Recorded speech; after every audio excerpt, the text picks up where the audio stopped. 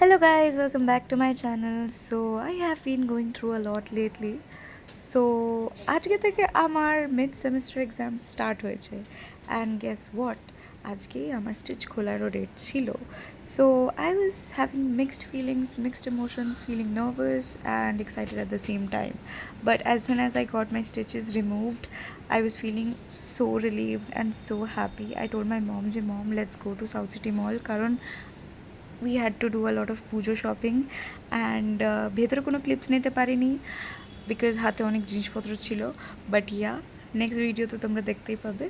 দেখো আমি কীরকম রোগা হয়ে গেছি, আই নো, বাট সেটা বড় কথা নয়. বড় কথা হচ্ছে যে আমি আবার অ্যাক্টিভ হয়ে যাব ইউটিউব চ্যানেলে. সো এই দেখো আমার বাবা আমাকে তারপরে ভিডিও কল করেছিল এটা দেখার জন্য যে আমি কীরকম আছি. বাবাকে আমি বলছিলাম যে স্টিচগুলো কীভাবে কেটেছে.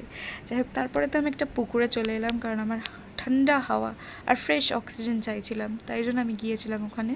আর মা আমার ভিডিও বানাচ্ছিল. যাই হোক, সেটা বড় কথা নয়. বড় কথা হচ্ছে দিনটা আমার খুব ভালোই কেটেছে. বাই.